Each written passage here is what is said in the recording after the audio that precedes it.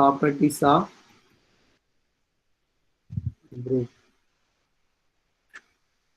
First G comma star வந்து குரூப்னு எடுத்துப்போம் சரியா. G comma star be a group. Examples எல்லாமே முடிஞ்சுட்டுங்க. இனிமேல் தியரிட்டிக்கல் ஒர்க் தான் பார்க்க போறோம் சரியா. என்னன்னா ஃபர்ஸ்ட் என்னன்னா identity is unique. Identity is unique சரியா. அப்போ என்ன அர்த்தம் ஐடென்டிட்டி இஸ் யூனிக்னா என்ன அர்த்தம்னா இந்த குரூப்ல எந்த குரூப் எடுத்தாலும் அதுல ஒரே ஒரு ஐடென்டிட்டி தான் இருக்கும் ஓகேவா. ஒரு குரூப் எடுத்துட்டீங்கன்னா அந்த குரூப்ல ஒரே ஒரு ஐடென்டிட்டி மட்டும்தான் இருக்கும். அதான் இங்க எழுதிருக்கும் ஐடென்டிட்டி இஸ் யூனிக். இப்போ இதுக்கு ப்ரூஃப் பார்க்கணும் சரியா. கொஸ்டின் என்னன்னு தெரியுதா. G comma star be a group என்ன ப்ரூவ் பண்ணணும்னா identity is unique. Identity is யூனிக்னு ப்ரூவ் பண்ணணும். ஐடென்டிட்டி இஸ் யூனிக்னா என்ன அர்த்தம்னா எந்த குரூப் எடுத்தாலும் அதுல ஒரே ஒரு ஐடென்டிட்டி தான் இருக்கும் சரியா. இப்போ அதை எப்படி ப்ரூவ் பண்ணலாம், எப்படி ப்ரூவ் பண்ணலாம்னு சொல்லுங்க பாப்போம். Very good. ரெண்டு ஐடென்டிட்டி எடுத்துட்டு அந்த ரெண்டு ஈக்குவல்னு சொல்லிட்டா போதுமா. என்ன எடுத்துக்கோன்னா let E1 E2 be two identity in G ஓகேவா. E1 and E2 வந்து two identity in G னா என்ன அர்த்தம்னா A star E1 equal to E1 star A equal to A and A star E2 equal to E2 star A equal to A for every A belongs to G ஓகேவா. E1 and E2 வந்து two identity in G ன்னு இருந்தால் ஐடென்டிட்டியோட definition படி A star E1 star equal to E1 star A equal to A. அடுத்து A star E2 equal to E2 star A equal to A for every A belongs to G. இது ஐடென்டிட்டியோட property ரைட்டா. இப்போ இது ரெண்டும் ஈக்குவல்னு prove பண்ணணும் ரைட்டா. இப்போ E1 E2 எங்க இருக்கு, E1 E2 எங்க இருக்குன்னா ஜில தான் இருக்கு ரைட்டா. E1 E2 ஜில தான் இருக்கு. இப்போ நான் என்ன எடுத்துக்கிறேன்னா சின்ஸ் E1 வந்து இஸ் ஐடென்டிட்டி, E1 ஐடென்டிட்டியா இருந்தால் என்ன தெரியும்னா A star E1 equal to E1 star A equal to Aன்னு தெரியும் ரைட்டா. E1 ஐடென்டிட்டி E1 மட்டும் ஐடென்டிட்டியா நினைச்சுக்கோங்க ரைட்டா. E1 ஐடென்டிட்டினா A star E1 equal to E1 star A equal to A for every A belongs to G ரைட்டா. அப்போ for every A belongs to G ன்னு எடுக்கிறப்போ இந்த இதுல E2வும் இருக்கா இல்லையா. E1 E2 எங்க இருக்கு ஜில தான் இருக்கு.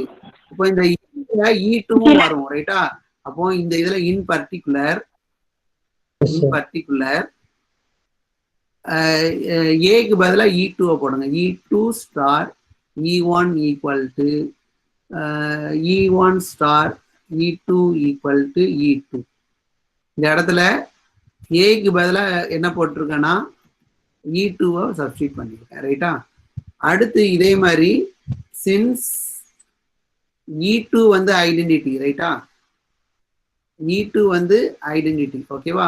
E2 ஐடென்டிட்டின்னு என்ன எழுதலாம் A ஸ்டார் E2 டெஃபினிஷன் படி A star E2 equal to E2 star A equal to A for every A belongs to G ஓகேவா. இது E2 வந்து ஐடென்டிட்டிங்கிறனால இந்த டெஃபினிஷன் படி இந்த ரிசல்ட் ட்ரூ சரியா. இப்போ இந்த this result is true for every A belongs to G. இப்போ ஏக்கு பதிலாக என்ன எடுத்துக்கிறேன்னா E1னையும் போட்டுக்கலாம்ல, ஏன்னா E1 E2 கீழே தான் இருக்கு.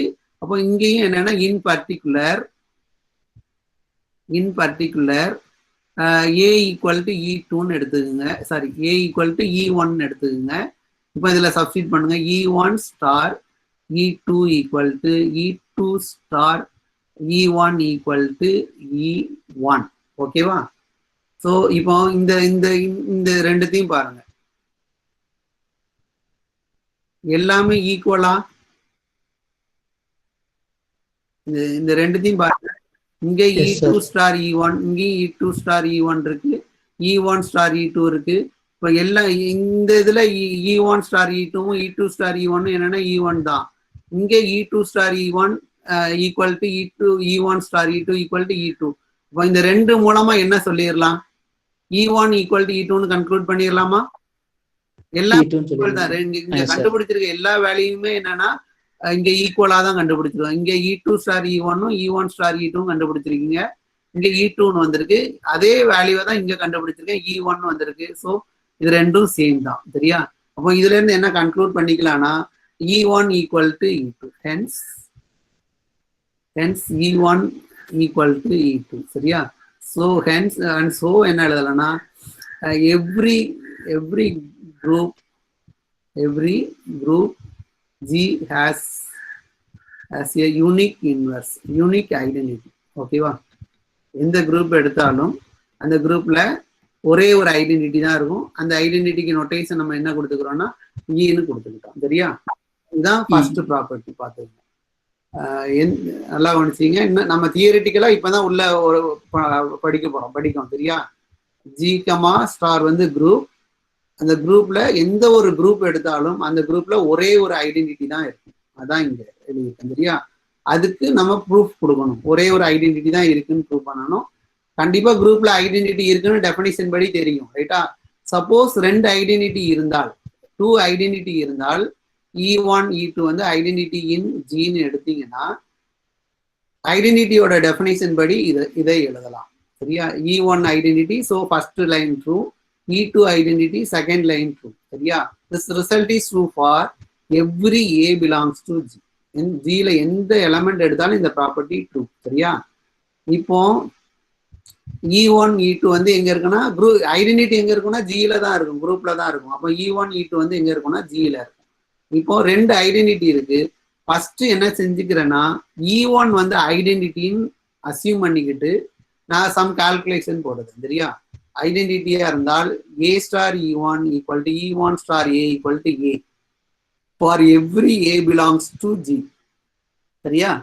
இப்போ இந்த ஏல ஃபார் E1 தான் நான் ஃபிக்ஸ் பண்ணியிருக்கேன். அப்போ E2 எங்க இருக்குன்னா Gல தான் இருக்கு. அப்போ ஏக்கு பதிலாக E2 சப்ஸ்டிட் பண்ணாலும் இந்த ஸ்டேட்மெண்ட் ட்ரூ தான். அப்போ in particular A equal to E2ன்னு இதில் சப்ஸ்டிட் பண்ணீங்கன்னா இந்த ரிசல்ட் கிடைக்கும். இப்போ அடுத்து என்ன செய்யுதுன்னா E2 ஐடென்டிட்டின்னு ஃபிக்ஸ் பண்ணிக்கோங்க. E2 வந்து ஐடென்டிட்டின்னு ஃபிக்ஸ் பண்ணிட்டு E2ஓட ஐடென்டிட்டிக்குரிய டெஃபினிஷன் அப்ளை பண்ணீங்கன்னா இந்த லைன் எழுதலாம். For every A belongs to G தான். இப்போ இந்த இடத்துல E1 இருக்கு. ரைட்டா? இங்கே ஏல E1னையும் போட்டுக்கலாம். அப்போ in particular A equal to E1 substitute பண்ணீங்கன்னா இந்த இது வந்து இந்த ரெண்டு ஸ்கொயர் பாக்ஸ் போட்டிருக்கிறது என்னன்னா ஒரே வேல்யூ தான். E1 ஸ்டார் E2 தான், E2 ஸ்டார் E1 தான் கண்டுபிடிச்சிருக்கோம். ரெண்டுமே இங்க கண்டுபிடிச்சிருக்கோம். இங்க E2 வருது, இங்க E1 வந்திருக்கு. அப்போ எல்லாமே same. So E1 equal to E2. So இதுல இருந்து என்ன கன்க்ளூட் பண்ணுதுன்னா every group has unique identity. சரியா? ஒரு குரூப்ல ஒரே ஒரு ஐடென்டிட்டி தான் இருக்கும், ரெண்டு ஐடென்டிட்டி கிடையாது. சரியா? இப்போ second statement for each A belongs to G. சரியா? A has a unique inverse. ஓகேவா? நெக்ஸ்ட் என்ன ப்ராப்பர்ட்டின்னு தெரியுதா? ஃபர்ஸ்ட் ஐடென்டிட்டி வந்து யூனிக்கா இருக்கும். ஒரு குரூப்ல ஒரே ஒரு ஐடென்டிட்டி தான் இருக்கும். சரியா? அடுத்த ப்ராப்பர்ட்டி என்னன்னா குரூப்ல எந்த ஒரு எலமெண்ட் எடுத்தாலும் அந்த எலமெண்ட்டுக்கு ஒரே ஒரு இன்வெர்ஸ் தான் இருக்கும். சரியா? எந்த எலமெண்ட் எடுத்தாலும் அந்த எலமெண்ட்டுக்கு ஒரே ஒரு இன்வெர்ஸ் தான் இருக்குன்னு ப்ரூவ் பண்ணணும். சரியா? ஓகே. இப்போ இதை எப்படி ப்ரூவ் பண்ணலாம் சொல்லுங்க பார்ப்போம். Every element in G has unique inverse. சரியா? இப்போ ஐடென்டிட்டிக்கு இன்வெர்ஸ் என்னதுப்பா? நம்மளுக்கு E என்ன வரும்? E தான். ஓகேவா? அப்போ E ஹாஸ் ஓன் இன்வெர்ஸ். ரைட்ஸா? ஈயோட இன்வெர்ஸ் வந்து என்னன்னா அதே தான். ஓகேவா? ஈக்கு இன்வெர்ஸ் வந்து ஐடென்டிட்டி மட்டும்தான், அதே இதுதான், ஓன் இன்வெர்ஸ், அவ்வளவுதான். சரியா? இப்போ ஏ நாட் ஈக்குவல் டு ஈன்னு எடுத்துங்க சரியா, ஏ நாட் ஈக்குவல் டு ஈன்னு எடுத்துங்க. இப்போ இந்த எலமெண்ட்டுக்கு ஒரே ஒரு இன்வெர்ஸ் இருக்குன்னு சொல்லுங்க பார்ப்போம். போன திருப்பு ப்ரூஃப் பண்ண மாதிரி இங்கேயும் ப்ரூஃப் பண்ணுங்க. அப்போ let b and b dash be an inverse of a in g ன்னு எடுத்துக்கலாமா? ஏங்கிற எலமெண்ட்டுக்கு ரெண்டு இன்வெர்ஸ் இருக்குன்னு எடுத்துக்கிட்டேன் சரியா, ஏங்கிற எலமெண்ட்டுக்கு ரெண்டு இன்வெர்ஸ் இருக்குன்னு எடுத்துக்கிட்டேன். அப்போ இந்த ரெண்டு இன்வெர்ஸ் என்னதுன்னா ஈக்குவல்னு சொல்லிட்டா போதும் ரைட்டா, ரெண்டு இன்வெர்ஸும் ஈக்குவல்னு சொல்லிட்டா போதும் சரியா. இப்போ b and b dash be an inverse of a in g னா என்ன அர்த்தம்னா, இன்வெர்ஸோட டெஃபினிஷன் படி என்ன எழுதலாம், a star b equal to b star a equal to identity. ஓகேவா, ஈக்குவல் டு ஐடென்டிட்டி சரியா. அதே மாதிரி b dash வந்து இன்வெர்ஸ் ஆஃப் a ன்னு என்ன அர்த்தம், a star b dash equal to b dash star a equal to identity. இது 1ன்னு எடுத்துப்போம், இது 2ன்னு எடுத்துக்கோங்க சரியா. புரியுதானு, b வந்து inverse of a, b dash also inverse of a. So இந்த ரெண்டு ரிசல்ட்டையும் எழுதலாம் ஓகேவா. இப்போ என்ன ப்ரூவ் பண்ணணும்னு பார்த்துக்குங்க, b ஈக்குவல் டு b டேஷ்னு ப்ரூவ் பண்ணணும் ரைட்டா, b ஈக்குவல் டு b டேஷ்னு ப்ரூவ் பண்ணணும் சரியா. ஓகே, இப்போ நல்லா கவனிச்சிங்க, b ஈக்குவல் டு b டேஷ்னு ப்ரூவ் பண்ணணும். b equal to b star ஈன்னு எழுதலாமா? b equal to b star எழுதலாம்ல, e வந்து ஐடென்டிட்டி, அதனால b ஸ்டார் e வந்து என்னன்னா b ஆ தான் இருக்கும் ரைட்டா. இப்போ ஐடென்டிட்டிக்கு இங்க வேல்யூ இருக்கு, ரெண்டு வேல்யூ அசைன் பண்ணியிருக்கோம் ரைட்டா. இப்போ இந்த இதுல உள்ள ஏதாச்சும் ஒன்ன சப்ஸ்டிட் பண்ண போறோம் சரியா. இப்போ b ஸ்டார் இந்த 2ல உள்ள இந்த டேர்மை சப்ஸ்டிட் பண்ணுங்க, 2ல உள்ள இந்த டேர்மை சப்ஸ்டிட் பண்ணுங்க. இங்க எல்லாமே ஐடென்டிட்டி தான்பா, ஈக்குவல் டு ஐடென்டிட்டி தான். ஸோ இந்த ஈக்கு பதிலாக என்ன செய்யுதுன்னா இந்த வேல்யூவை இந்த இடத்துல சப்ஸ்டிட் பண்ணுங்க சரியா. ஸோ அப்போ B star A star B டேஷ்னு எழுதிக்கலாமா? புரியுதா, இந்த ஐடென்டிட்டிக்கு பதிலாக இந்த வேல்யூவை நான் சப்ஸ்டிட் பண்ணிக்கிட்டேன் சரியா. இப்போ திஸ் ஈக்குவல் டு என்ன ஆகும் பாருங்க, அசோசியேட்டிவ் லாவை அப்ளை பண்ணலாமா? அசோசியேட்டிவ் லா ட்ரூ, அசோசியேட்டிவ் லாவை அப்ளை பண்ணுங்க. B star A star B star B dash. இப்போ ஃபர்ஸ்ட் ப்ராப்பர்ட்டி படி பி ஸ்டார் ஏ என்ன வரும், ஃபர்ஸ்ட் இந்த ப்ராப்பர்ட்டி படி இந்த ப்ராப்பர்ட்டி படி இது ஐடென்டிட்டி, இ ஸ்டார் பி டேஷ் வரும் ரைட்டா. இ ஸ்டார் பி டேஷ் என்னது, இ வந்து ஐடென்டிட்டி சரியா, பி டேஷ்னு வந்துரும் ரைட்டா. இப்போ ப்ரூஃப் ஓவரான்னு பாருங்க, அதாவது எந்த எலமெண்ட் குரூப்ல எந்த எலமெண்ட் எடுத்தாலும் அந்த எலமெண்ட்டுக்கு யூனிக் இன்வெர்ஸ் இருக்குன்னு சொல்லணும் ரைட்டா. அந்த எலமெண்ட்டுக்கு யூனிக் இன்வெர்ஸ் இருக்குன்னு சொல்லணும். சப்போஸ் ரெண்டு இன்வெர்ஸ் இருக்கு, ஏங்கிற எலமெண்ட்டுக்கு ரெண்டு இன்வெர்ஸ் இருக்குன்னு எடுத்துக்கிட்டேன், அந்த ரெண்டு இன்வெர்ஸ் ஈக்குவல்னு ப்ரூவ் பண்ணணும். ஏ வந்து இன்வெர்ஸ் ஆஃப் ஏனா, பி வந்து இன்வெர்ஸ் ஆஃப் ஏனா, A star B equal to B star A equal to identity. அடுத்து B is an inverse of ஏனா, B A star B dash equal to B dash star A equal to identity. இப்போ என்ன prove பண்ணணும்னா claim என்னன்னா B equal to A B டேஷ்னு prove பண்ணணும், B equal to B டேஷ்னு சொல்லணும். அப்போ பி எப்படி எழுதணும்னா B equal to B star ஐடென்டிட்டின்னு எழுதலாம் சரியா. B equal to B star ஐடென்டிட்டின்னு எழுதலாம். இந்த ஐடென்டிட்டிக்கு பதிலாக இந்த செகண்ட் டேர்ம்ல உள்ள கண்டிஷனை அப்ளை பண்ணுங்க. ஈக்கு பதிலாக எல்லாமே இ தான். ஸோ ஏ ஸ்டார் பி டேஷ் அப்ளை பண்ணுதேன். அடுத்து அசோசியேட்டிவ் லாவை யூஸ் பண்ணுதேன். அடுத்து இந்த ஃபர்ஸ்ட் கண்டிஷனை யூஸ் பண்ணுதேன், பி ஸ்டார் ஏ வந்து ஐடென்டிட்டியை யூஸ் பண்ணுதேன். ஸோ இ ஸ்டார் பி டேஷ்னு வரும், இ ஸ்டார் இ வந்து ஐடென்டிட்டி, ஸோ பி டேஷ் வந்துடும். அப்போ பி ஈக்குவல் டு பி டேஷ்னு கன்க்ளூட் பண்ணியாச்சு. ஸோ அப்போ இதுல இருந்து என்ன கன்க்ளூட் பண்ணிக்கலாம்னா எவ்ரி எலமெண்ட் ஹேஸ் ஹென்ஸ் என்ன கன்க்ளூட் பண்ணிக்கலாம், every element in G has a unique inverse. Okay. Unique inverse. இதான் ஃபர்ஸ்ட் ரெண்டு ப்ராப்பர்ட்டிஸ் பார்த்துருங்க சரியா. இப்போ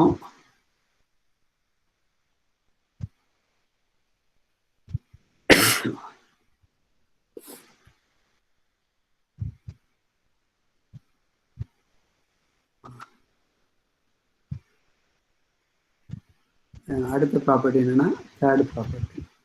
let A belongs to G எடுத்துங்க சரியா. then A inverse ஒரு இந்த இதில்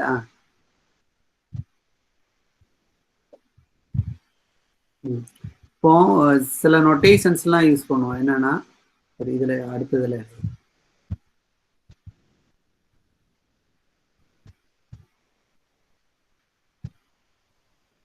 இப்படி ஸ்டேட்மெண்ட் கிடையாது, ஜஸ்ட் ஒரு நொட்டேஷன் தான் எழுதுது சரியா. நொட்டேஷன் தான் எழுதுது. என்னன்னா A belongs to G சரியா.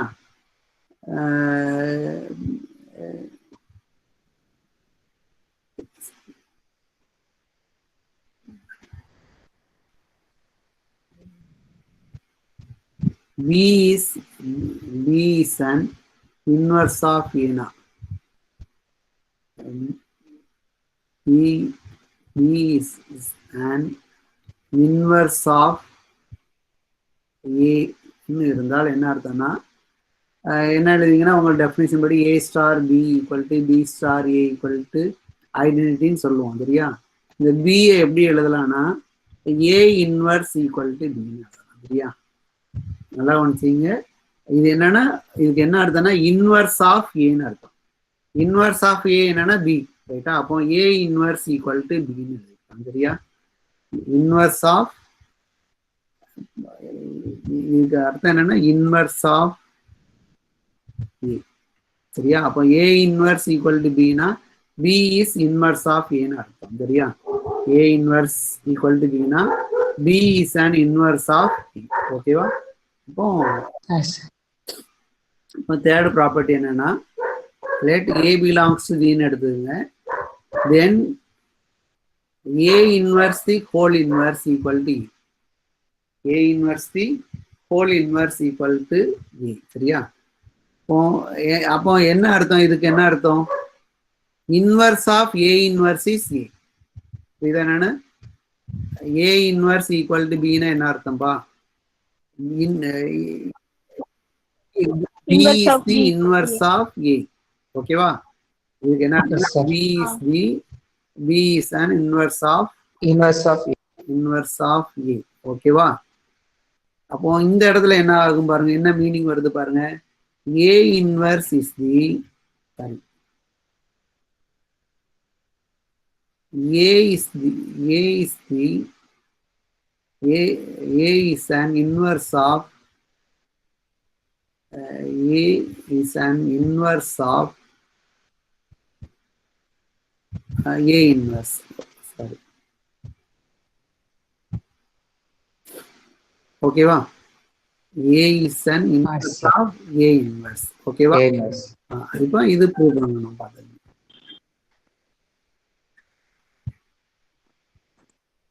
இப்போ இது எப்படி ப்ரூவ் பண்ணலாம்னு சொல்லுங்க பார்ப்போம்.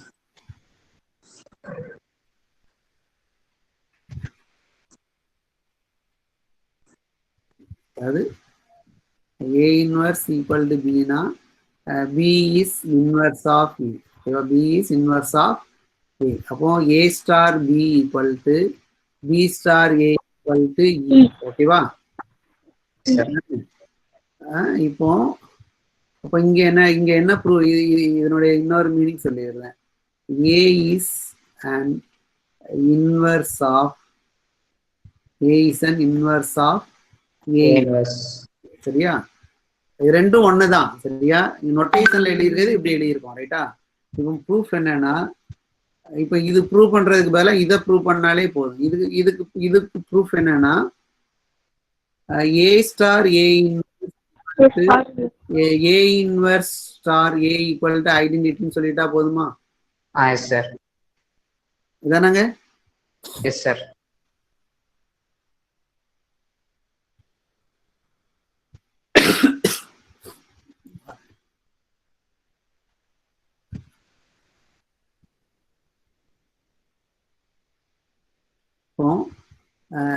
ஏ இன்வர்ஸ்னா என்னதுப்பா? ஏ இன்வர்ஸ்னா is an inverse of A. ஓகேவா?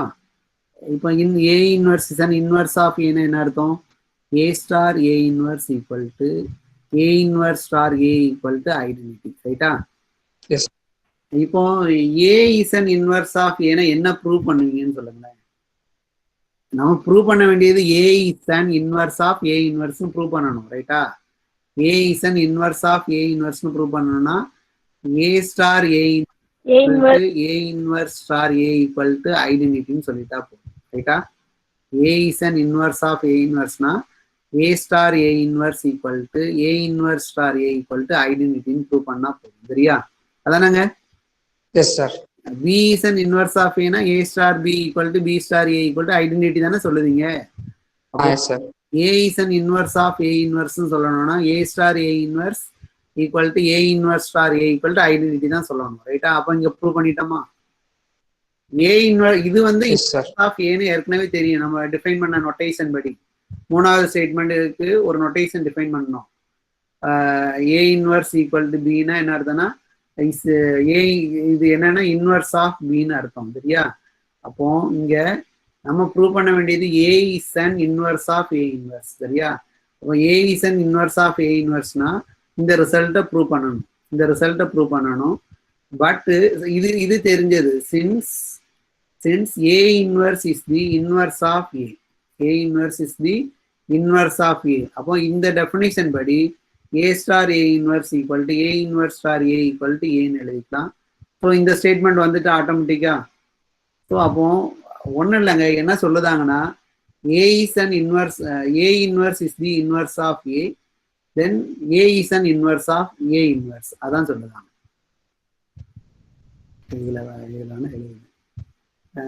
A inverse is the inverse of A is